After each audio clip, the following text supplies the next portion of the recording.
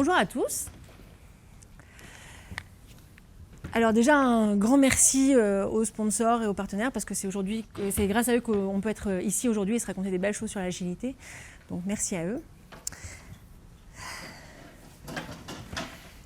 Je suis une experte en régime. Depuis mes 18 ans, j'ai fait 7 gros régimes et pas mal de petits, à tel point que je ne me rappelle pas de tous. J'ai fait plein de sortes de régimes. Des régimes que j'ai bricolés moi-même, comme des régimes qui sont recommandés par des professionnels. J'ai fait le régime à 1600 calories, le régime Dukan, 3 fois. J'ai fait le régime comme j'aime. J'ai été suivie par une diététicienne. J'ai même essayé des choses un peu plus exotiques comme la chrononutrition. Et comme vous pouvez le voir en me regardant, les régimes, ça ne marche pas. Je suis aussi une experte en transformation agile. J'ai accompagné de nombreuses entreprises et équipes dans leur transformation agile dans des contextes très variés. J'ai accompagné des grandes entreprises comme des PME, des équipes de 3 comme de 75, des projets de 2 mois comme des projets de plusieurs années, des produits innovants comme des projets de refonte.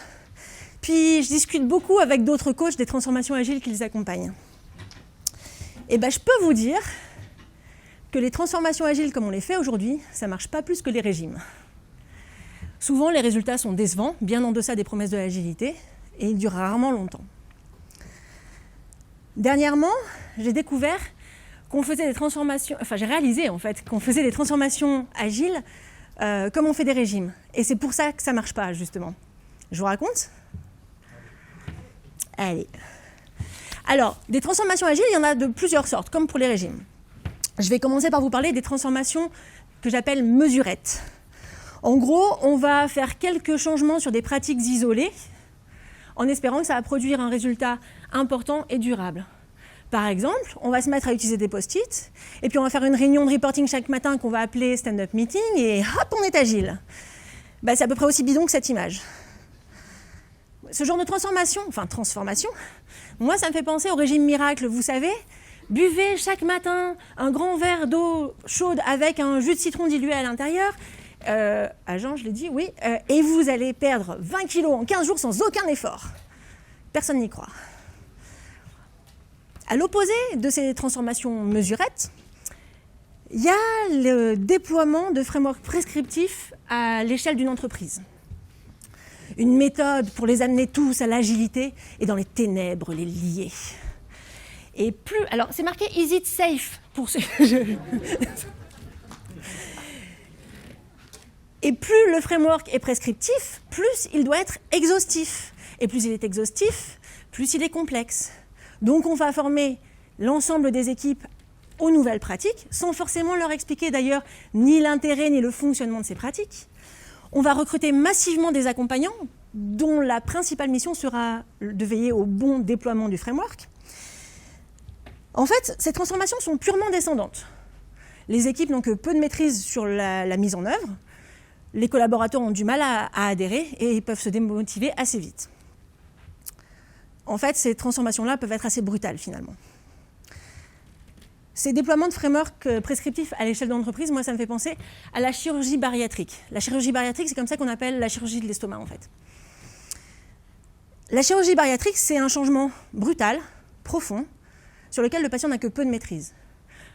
Alors, au début, ça se passe bien. Il y a ce qu'on appelle une phase de lune de miel qui dure à peu près 2 ans, où le patient perd beaucoup de poids.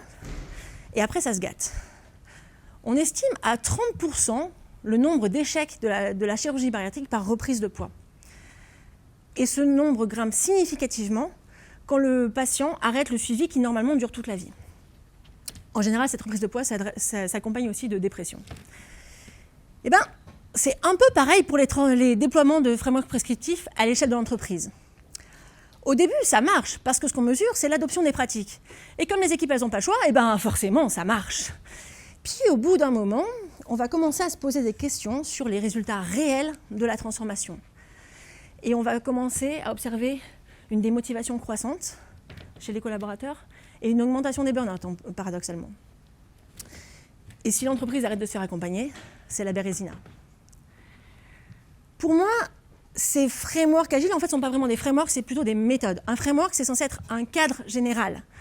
Et il y a des frameworks agiles qui méritent bien mieux ce nom de framework. Scrum, par exemple. Scrum, c'est simple et facile à comprendre. Le Scrum Guide, il fait qu'une dizaine de pages. Et d'ailleurs, c'est un cadre en plus qui laisse beaucoup d'autonomie aux équipes dans l'implémentation, dans la mise en œuvre. D'ailleurs, dans la dernière version du Scrum Guide, les auteurs de Scrum ont volontairement cherché à le rendre le moins prescriptif possible. Si Scrum, c'était un régime, ce serait le régime Dukan ou le régime à 1600 calories. Un ensemble de règles simples et générales, faciles à appréhender et qui laissent beaucoup d'autonomie dans la mise en œuvre. Ces régimes ont une vertu éducative, en fait, puisque comme les règles elles sont simples à comprendre, ça permet de s'approprier les principes de base de la nutrition. Et pourtant, ces régimes ne marchent pas. Je vous ai dit que j'ai fait le régime Dukan 3 fois. Si ça marchait, une fois aurait suffi. Ces régimes ne marchent pas parce que savoir comment bien faire ne suffit pas à bien faire et à changer durablement. Quand on fait ce genre de régime, en fait, on ne fait que changer ses pratiques en surface. Et on ne s'intéresse pas à ce qui a fait qu'on a grossi. C'est pour ça qu'on ne change pas durablement, en fait. Et en fait, pour maintenir les résultats, il faut se surveiller toute la vie. Sinon, c'est la reprise de poids et l'effet yo-yo. Je vous ai dit que Scrum, c'est facile à comprendre. Mais en réalité, ce n'est pas facile à appliquer dans la vie réelle des entreprises. Les équipes qui fonctionnent en Scrum doivent souvent trouver des compromis entre ce que dit le Scrum Guide d'une part et le fonctionnement réel des entreprises. Parce que par exemple, il n'y a pas beaucoup de product owners qui ont une réelle maîtrise de leurs produits. Ou encore, on entend souvent, on ne peut pas laisser des développeurs parler à des utilisateurs. Vous avez sûrement rencontré ce genre de contradiction dans votre propre expérience de l'agilité. Donc, que ce soit les régimes ou les transformations agiles telles qu'on les fait aujourd'hui, je vous ai dit, ça ne marche pas. Peu importe la méthode et l'effort qu'on y met, ça ne marche pas. Alors, comment ça se fait ? On va commencer par voir ce qui se passe au niveau des régimes, et puis on va voir si on peut en tirer des leçons pour les transformations agiles. Je vais commencer par vous parler de l'effet yo-yo. L'effet yo-yo, vous connaissez sûrement. Je fais un régime, je perds du poids, le yo-yo descend. Puis j'arrête le régime, je reprends du poids, le yo-yo remonte. Hey, super, merci beaucoup. Puis, comme j'ai repris du poids, je refais un régime et donc je perds du poids, le yo-yo redescend, et ainsi de suite. Bon, jusque-là, je ne vous apprends rien. Je vais essayer de rendre ça un peu plus concret. Depuis mes 18 ans, si je cumule le poids que j'ai perdu dans l'ensemble de mes régimes, j'ai perdu 90 kilos. 90 kilos, c'est... Pardon, excusez-moi. J'ai oublié un bout. Oui, donc, ça arrive le truc. Pour préparer cette conférence, en fait, je me suis replongée dans mes archives et dans mes souvenirs pour construire ma courbe de poids depuis mes 18 ans. Et ben là, en voyant la courbe de poids, on commence à bien voir ce que c'est que l'effet yo-yo, non ? Vous ne trouvez pas ? Et comme je vous le disais, si je cumule le poids que j'ai perdu depuis mes 18 ans, dans mes différents régimes, j'ai perdu 90 kilos. Et 90 kilos, c'est ça. Zlatan, pour ceux qui ne voient pas à cause de la lumière. Mais dans la même période, j'ai repris 125 kilos. C'est ça. Je trouve que ça donne du corps aux données, vous ne trouvez pas ? Et voilà, en fait, c'est pour ça que ça ne marche pas, les régimes. Les régimes, ça ne fonctionne pas, en tout cas, ça ne fonctionne pas durablement. Si on reprend ma courbe de poids, vous pouvez voir que pour un des régimes, j'ai perdu 26 kilos en quelques mois. On ne peut pas dire que je n'ai pas fait ces régimes sérieusement. Et pourtant, le résultat, il est là, ça ne fonctionne pas. Alors, il vient d'où cet effet yo-yo ? Comment est-ce qu'il fonctionne ? En 2011, je faisais un régime Dukan, ça se passait bien. J'avais perdu pas mal de poids, j'étais contente. Et puis, ma grand-mère est décédée. Et quelques mois plus tard, j'avais repris tout le poids que j'avais perdu. 2015, j'étais à nouveau en régime Dukan. Là, j'avais perdu carrément énormément de poids. J'étais quasiment revenue à mon poids de lycée. J'étais super contente. J'étais arrivée à la phase de stabilisation du régime, qui est la dernière. Et puis, je suis tombée enceinte. Bon alors, au début, j'ai plutôt bien régulé ma prise de poids. Mais au bout d'un moment, c'est mon petit passager qui s'est mis à décider ce que je pouvais manger ou pas. Et lui, ce dont il avait furieusement envie, c'était de fromage fondu et de pain. Et là, j'ai carrément perdu le contrôle sur la prise de poids. Comme quoi, l'effet yo-yo, ça peut aussi arriver en période heureuse. Et en gros, le schéma était le même systématiquement. À chaque gros stress, burn-out, déménagement, c'était le retour de l'effet yo-yo et la reprise de poids.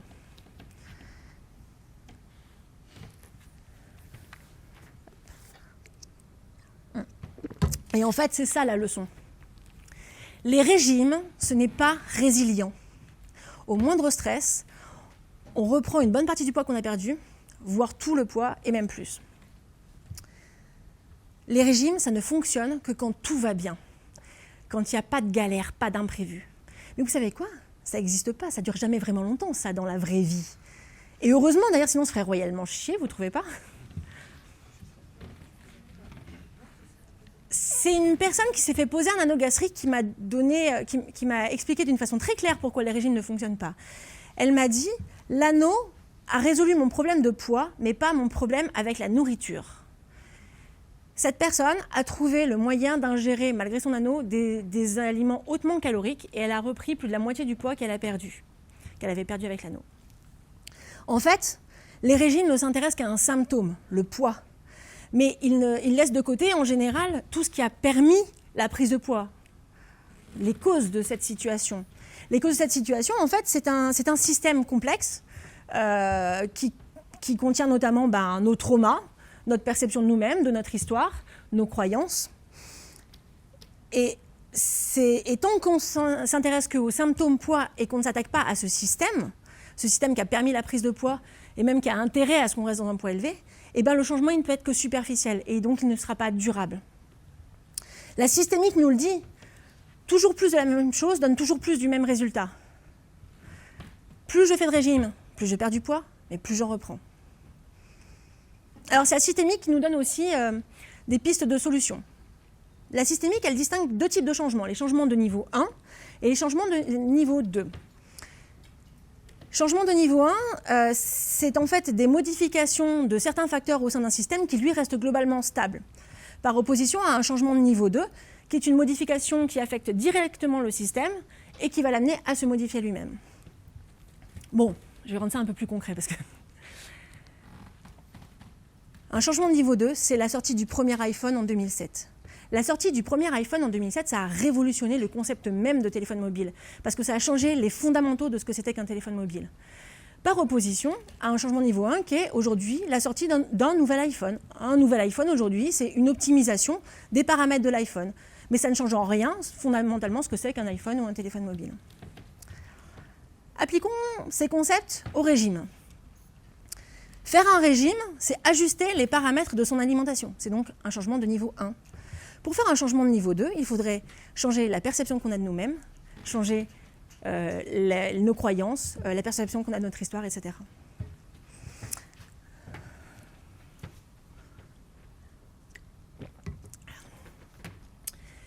Alors, comme pour les régimes, les transformations agiles peuvent aussi provoquer un effet yo-yo. Je vous l'ai dit, l'effet yo-yo est provoqué par un stress plus ou moins intense. Dans le cadre d'une transformation agile, ça peut être par exemple ce grand chef qui débarque dans le bureau de l'équipe le matin en disant « J'ai eu une super idée cette nuit, il faut développer la feature là, maintenant, tout de suite, parce que c'est super urgent. » Ou encore une équipe projet qui refuse de faire un planning détaillé sur un an parce que quand on est dans une approche agile, ça n'a pas de sens.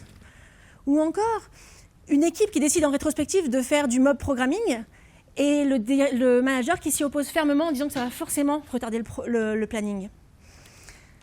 Bon, les facteurs de stress qui provoquent l'effet yo-yo peuvent être très variés, et vous en avez sûrement d'autres exemples dans votre expérience.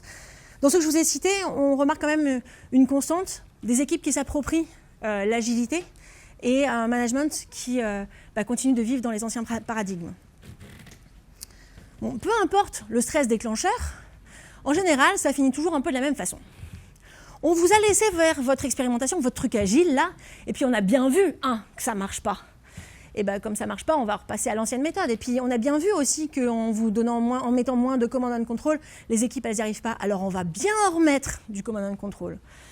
Alors des fois, c'est un peu plus déguisé, que c'est un peu plus sournois. On va continuer d'utiliser le vocabulaire agile, les pratiques agiles, mais on va les dévoyer pour remettre une bonne dose de command and control. Ça vous parle, ça ? Ouais. En fait, les transformations agiles telles qu'on les fait aujourd'hui, ce ne sont que des changements de niveau 1. On ne fait qu'ajuster quelques paramètres du système. On a de nouveaux rôles, on travaille par lot de 2 semaines au lieu de quelques mois, enfin ça c'est si on ne fait pas du safe. On passe de MS Project à Jira, mais en fait on ne fait qu'ajuster des paramètres du système, on ne change pas le système réellement. Le système c'est quoi ? C'est la culture de l'entreprise et ses croyances. Et tant qu'on continue de croire qu'on ne peut pas faire confiance aux collaborateurs, qu'ils travaillent mieux sous pression, qu'ils ne sont pas capables de prendre des décisions dans l'intérêt de l'entreprise, tant qu'on continue de croire qu'en prévoyant suffisamment, en planifiant suffisamment, on peut prévoir ce qui va se passer, tant qu'on continue de croire que les utilisateurs ne savent pas ce qu'ils veulent, alors on ne fait pas changer le système. Et le changement n'est qu'en surface et il ne peut pas durer. Pire, il peut avoir des effets dramatiques pour l'entreprise. Je vous parlais tout à l'heure de burn-out, turnover.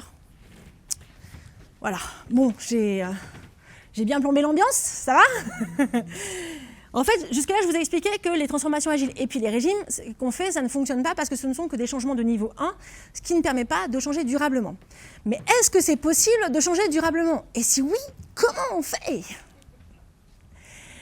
Ah oui, on voit vraiment pas beaucoup. En 2017-2018, j'ai fait un burn-out. Ça a été une époque clé dans ma vie, en fait, parce que j'ai décidé de changer des choses en profondeur à ce moment-là. C'était pas la première fois que j'essayais de changer des choses dans ma vie, mais cette fois-ci, je m'y suis prise d'une façon différente. J'ai commencé par réfléchir à ma façon de changer. Et en fait, j'ai compris qu'il fallait que je change ma façon de changer. Du coup, je me suis mise à étudier le changement. J'ai discuté avec des psychologues, avec des coachs, j'ai lu sur le développement personnel, sur la systémique, sur le traitement des addictions. Et puis surtout, j'ai expérimenté moi-même. J'ai appliqué ces principes-là à mon changement personnel. Alors ça m'a pris un peu de temps, mais j'ai fini par arriver à un processus de changement qui fonctionne de façon durable. Vous l'avez peut-être remarqué tout à l'heure sur ma courbe de poids, mais ça fait 2 ans que je suis stable en poids.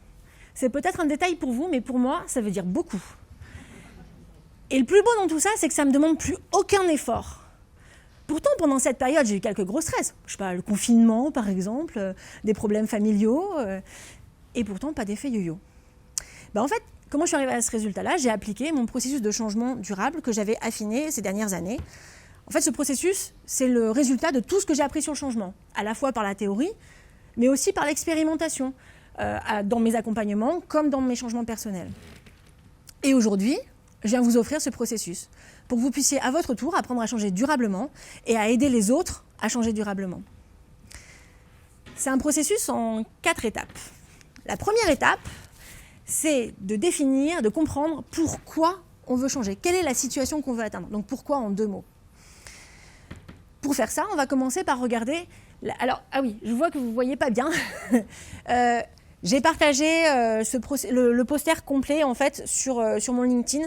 C'est dans les trucs features, donc vous pouvez le retrouver facilement. Et puis les slides seront partagés probablement après la conférence aussi. Donc ne vous concentrez pas à essayer de lire et plutôt écoutez-moi. On commence par s'intéresser à la situation actuelle. Et plus précisément, les limites de la situation actuelle et les douleurs que ces limites provoquent. Cette introspection, elle va nous permettre de faire émerger le problème qu'on veut résoudre en changeant. Alors, des fois, il y a plusieurs problèmes qui émergent. Et là, il faut choisir en fait le plus prioritaire, celui qui nous fait le plus souffrir. Parce que c'est super important de ne traiter qu'un problème à la fois. Déjà parce qu'on ne veut pas disperser notre énergie et changer, ça demande énormément d'énergie.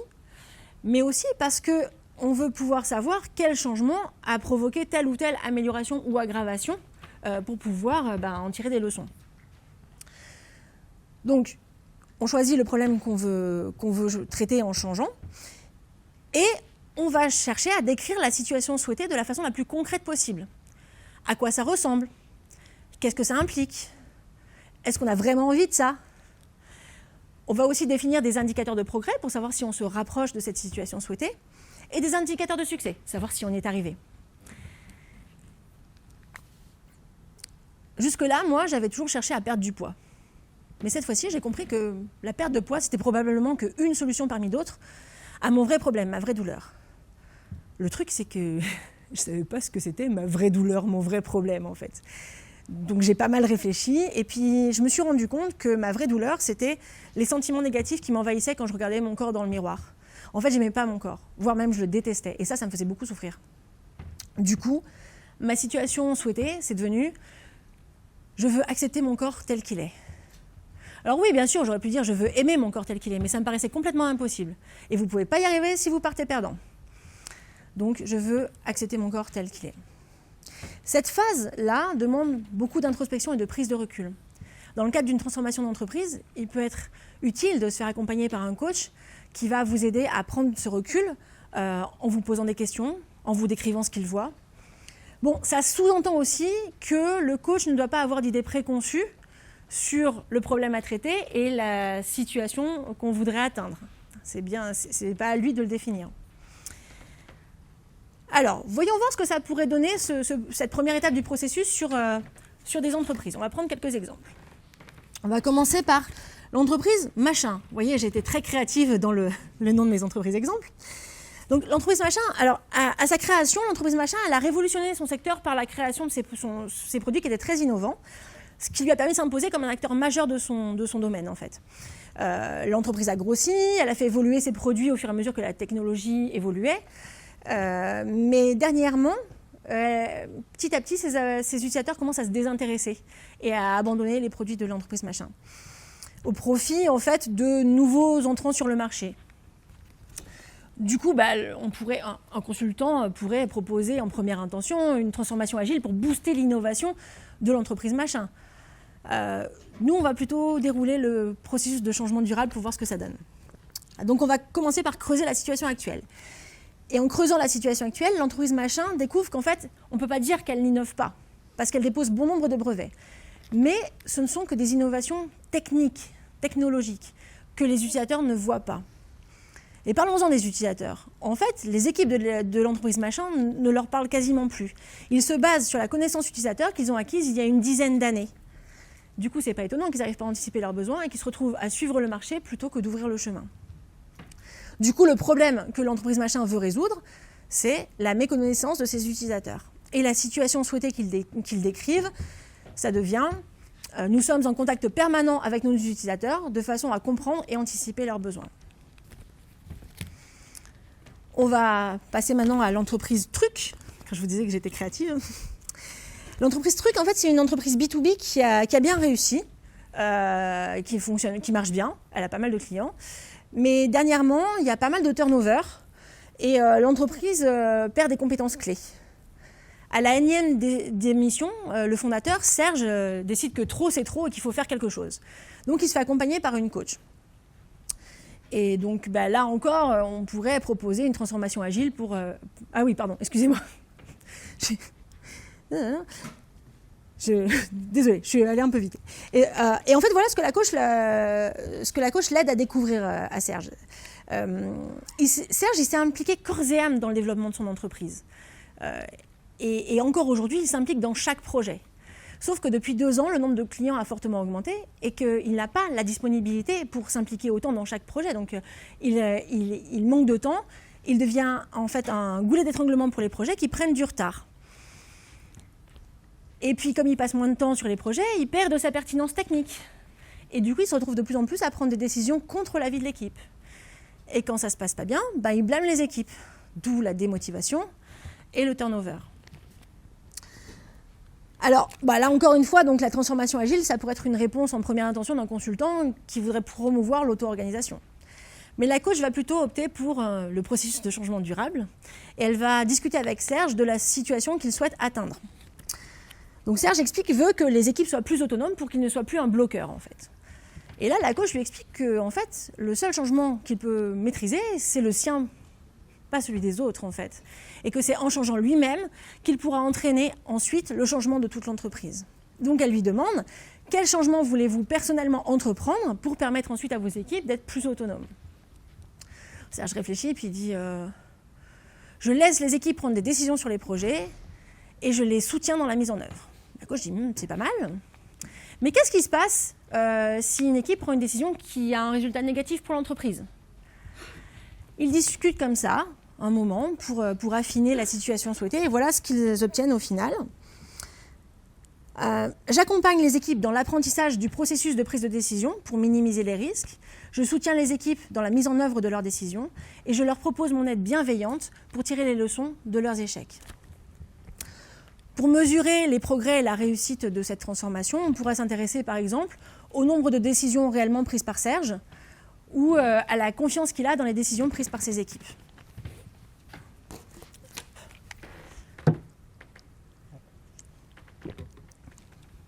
Donc, la première étape du processus de changement durable, c'est comprendre pourquoi on veut changer. Vous voyez à la lumière de ces deux exemples qu'en fait, on ne s'intéresse pas encore à comment on va changer. L'idée, c'est de faire en sorte que la personne qui est en demande de changement fasse le chemin à son propre rythme pour qu'il soit un acteur conscient de son propre changement. La deuxième étape du processus de changement durable, c'est anticiper la résistance au changement. La systémique nous le dit. Les systèmes cherchent à rester stables. Et quand vous voulez modifier un système, en fait, le système va mettre en place des mécanismes pour contrer le changement et maintenir le statu quo. C'est un petit peu perturbant. Bon, et j'ai pas la télécommande. Tant pis.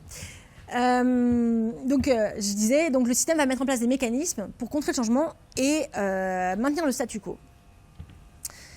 Du coup, pour vaincre la résistance au changement, il faut qu'on apprenne à la connaître, qu'on comprenne comment elle fonctionne, sur quoi elle s'appuie, pour pouvoir ensuite la déconstruire et la surmonter.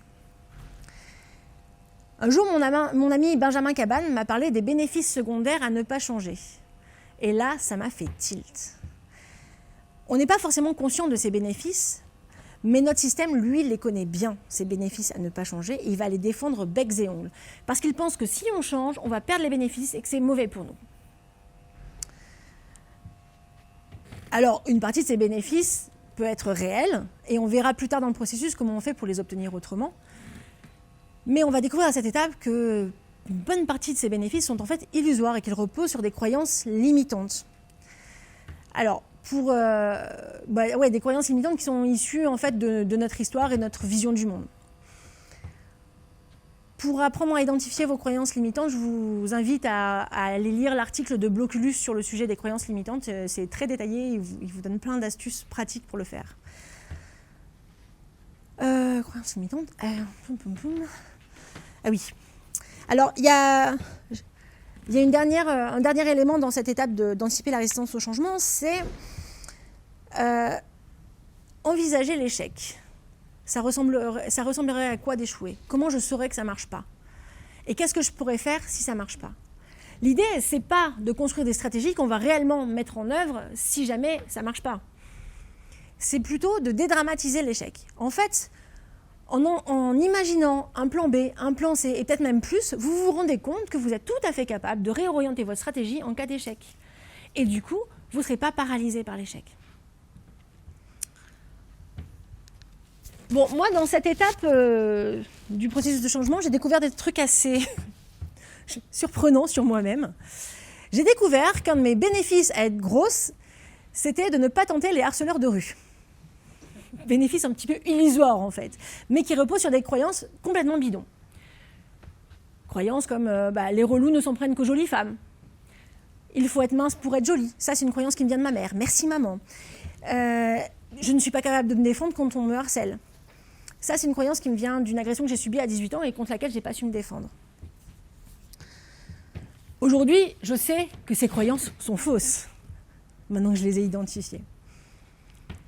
Alors, si on reprend l'exemple de nos deux entreprises, on va voir quel genre de croyances limitantes ils peuvent trouver dans leur phase d'introspection. L'entreprise Machin, vous savez, qui cherche à mieux connaître ses utilisateurs. Voici quelques exemples de croyances limitantes qu'ils pourraient identifier. Un utilisateur qui ne se plaint pas est un utilisateur satisfait. Ouais. Non? Ouais. Un feedback négatif est une mauvaise chose. Les utilisateurs sont toujours mécontents de quelque chose. Si on leur demande, ils finissent toujours par trouver la petite bête. La recherche utilisateur, ça coûte de l'argent et ça prend du temps. Nous aussi, on est des utilisateurs. On n'a pas besoin de recherche utilisateur. Et puis, les utilisateurs, ils ne savent jamais ce qu'ils veulent. Si on reprend l'autre exemple, l'exemple de notre entreprise Truc et de Serge, son fondateur, qui veut plus d'autonomie pour les équipes, voilà le genre de croyances limitantes qu'il peut identifier. Je prends de meilleures décisions que ce que l'équipe pourrait prendre. Il existe une seule meilleure décision. Je sais à l'avance le résultat d'une décision, je sais si c'est une bonne ou une mauvaise décision. Ça va plus vite quand c'est moi qui décide. Alors, donc première étape du processus de changement durable, comprendre pourquoi on change. Deuxième étape, anticiper la résistance au changement. Troisième étape, s'équiper pour réussir. dans cette étape, on va d'abord commencer par déconstruire les croyances limitantes qu'on a identifiées à l'étape précédente. Là encore, l'article de Bloculus donne de très bons conseils concrets. En gros, l'idée, c'est d'aller chercher dans notre expérience personnelle des contre-exemples, des fois où ces croyances limitantes ne se sont pas vérifiées, et d'aller investiguer, explorer ce qui s'est passé à ce moment-là. Quel était le contexte? Qu'est-ce qu'on a fait de différent par rapport à d'habitude? Et en fait, dans cette exploration, on va voir des croyances soutenantes émerger. À cette étape, on va aussi s'intéresser à ce qu'on fait déjà bien par rapport à la situation qu'on souhaite, histoire de ne pas le perdre, et puis de construire sur nos forces. On va les lister, les atouts qu'on a pour réussir. Les atouts, ça peut être des forces spécifiques de l'entreprise ou des compétences de certaines personnes qui potentiellement n'étaient peut-être même pas encore exploitées aujourd'hui. Moi, quand j'ai étudié mes régimes passés, je me suis rendu compte que je suis capable d'énormément de volonté pour respecter un cadre que je me suis fixé. Je suis quelqu'un de très organisé. J'adore faire des tableaux Excel, des petites fiches, tout ce qui peut m'aider à me faciliter la vie ou à mesurer mes progrès. Je suis très lucide par rapport à moi-même. Je n'ai pas peur d'aller fouiller dans les endroits sombres de ma personnalité et j'adore comprendre comment je fonctionne. Et tout ça, ce sont en fait des super pouvoirs pour changer durablement. Et du coup, c'est devenu des croyances soutenantes qui m'aident dans mon changement au lieu de me limiter. Alors, si on reprend l'exemple de nos entreprises, l'entreprise machin, quel genre de croyances soutenantes elle pourrait construire? Les utilisateurs apprécient qu'on prenne en compte leur avis. Plus tôt on reçoit un feedback négatif, plus c'est facile et rapide de le prendre en compte pour améliorer le produit. Ce qui coûte le plus cher, c'est de sortir un produit qui ne trouve pas sa cible. Et enfin, un que j'aime beaucoup, ce n'est pas aux utilisateurs de savoir ce dont ils ont besoin, c'est à nous de les écouter attentivement, d'écouter leurs douleurs pour leur proposer des solutions. Je dis ça, je dis rien. Pour l'entreprise Truc et Serge, donc, qui veut plus d'autonomie pour ses équipes, voici le genre de croyances soutenantes qu'il pourrait construire. On ne peut pas tout prévoir. Et il vaut mieux chercher des solutions que des coupables. Décider, ça s'apprend. Avec les bonnes informations, les équipes sont capables de prendre les bonnes décisions. Il est possible qu'une équipe prenne une meilleure décision que celle que moi j'aurais prise. Alors,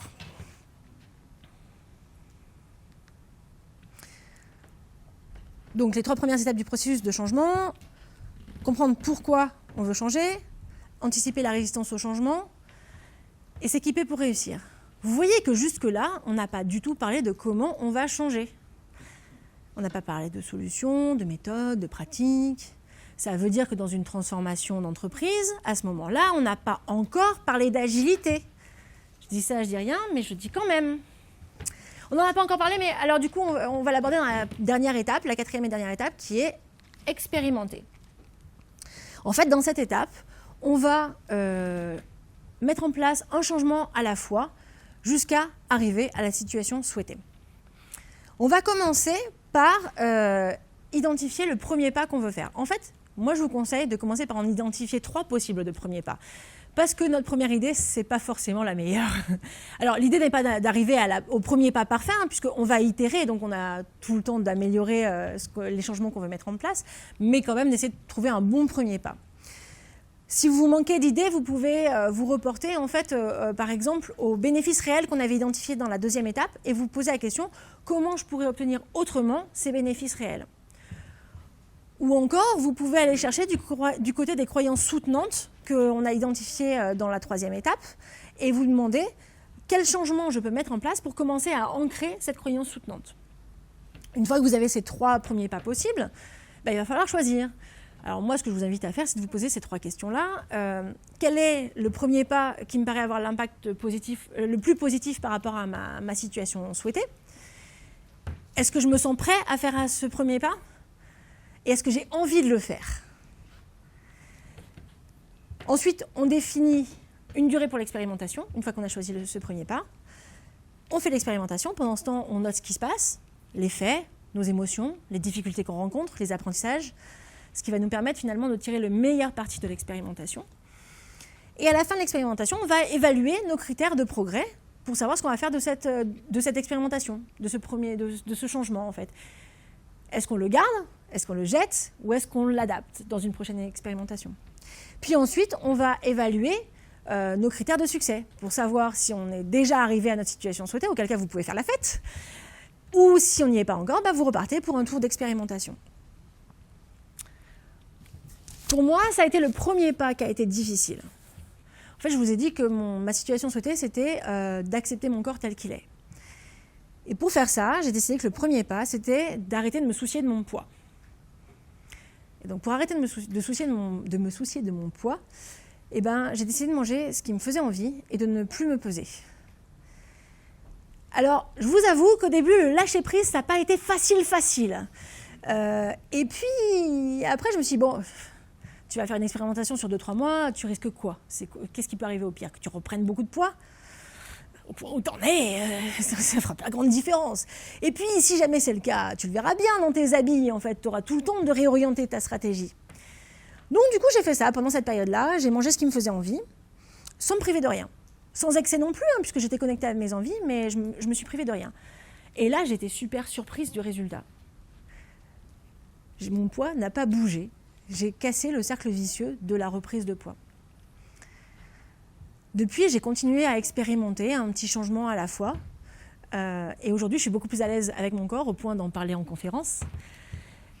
J'ai exploré en fait plein d'aspects de l'acceptation de moi-même que j'aurais jamais envisagé en faisant simplement un régime. Je me suis réapproprié mon corps. Les changements que j'ai menés en fait ont beaucoup plus de sens pour moi et améliorent réellement ma vie. Bon, et nos entreprises alors, quelles premières expérimentations elles pourraient mettre en place?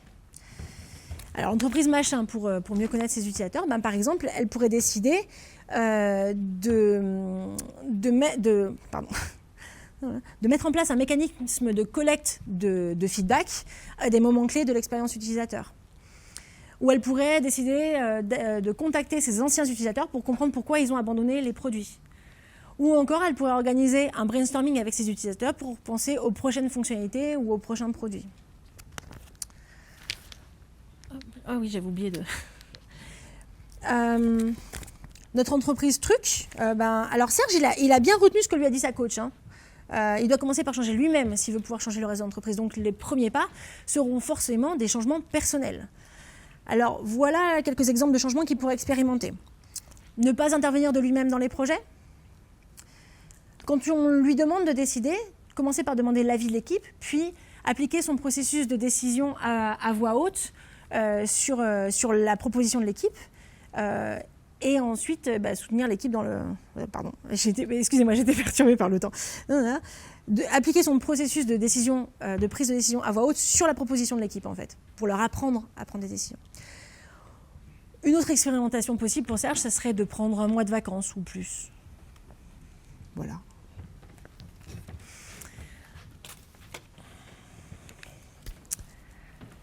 Comme je vous le disais, les transformations agiles telles qu'on les fait aujourd'hui, elles ne fonctionnent pas. Elles ont des résultats décevants et ils sont rarement durables. Selon moi, c'est parce que nous nous concentrons sur la partie agile alors que nous devrions nous concentrer sur la partie transformation. Nous, c'est nous tous, les agilistes, les coachs, les clients. On cherche des moyens d'être plus agile, des meilleurs moyens d'être agile, des meilleures méthodes, des meilleures pratiques, alors qu'on devrait chercher à mieux changer ou à mieux aider les autres à changer. Voilà ce que moi j'ai appris sur le changement. Le changement, c'est dur. En tout cas au début. Au bout d'un moment, ça devient juste inconfortable. Si ce n'est pas un minimum inconfortable, c'est que vous n'avez rien changé du tout, vous avez juste ajusté les paramètres du système. Le changement, ça prend du temps. Le temps de cadrer la situation qu'on va atteindre, le temps d'expérimenter pas à pas. Déjà, ça prend du temps à l'échelle d'un individu, mais à l'échelle d'une entreprise tout entière, c'est beaucoup plus long en fait. Parce que pour qu'une organisation change, il faut que chaque personne dans cette organisation change aussi. Et la résistance au changement, elle augmente plus vite que la taille du groupe qui change. C'est l'effet de masse en somme. Le changement, c'est incertain. Comme je vous l'ai dit, on ne peut que se changer soi-même et espérer inspirer les autres par nos propres changements. Le changement d'une personne peut l'amener à des endroits complètement imprévus de façon individuelle, mais alors à l'échelle d'une organisation tout entière, le changement, ça devient carrément imprévisible, la situation à laquelle on va réellement arriver. C'est justement parce que changer, c'est dur, ça prend du temps et c'est incertain, que je vous propose une nouvelle approche des transformations agiles. Je l'ai appelée la duragilité. Parce que changer, c'est dur, mais que ça permet d'être agile durablement. En fait, la duragilité, c'est une démarche de changement collectif et individuel, où chaque personne est acteur de son propre changement, un acteur conscient de son propre changement. En gros, il s'agit d'appliquer le processus de transformation durable, de changement durable que je vous ai présenté, en s'inspirant de la culture agile pour construire des croyances soutenantes et en s'inspirant des pratiques agiles pour construire nos expérimentations. Attention, je parle bien d'inspiration, ce n'est pas une prescription.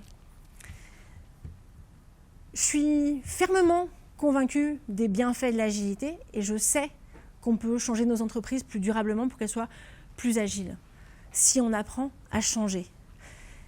Si les demandeurs de transformation commencent par changer eux-mêmes avant de demander aux autres de changer. Si collectivement, on donne du sens à la transformation en explicitant la situation qu'on souhaite atteindre. Si on prend le temps de changer une expérimentation à la fois. Si on respecte les collaborateurs, chaque collaborateur, en l'invitant sans contrainte dans le changement collectif et en le soutenant dans ses changements individuels. Alors, s'il vous plaît, arrêtez les régimes agiles, ça ne marche pas. Adoptez plutôt la duragilité. Je vous remercie.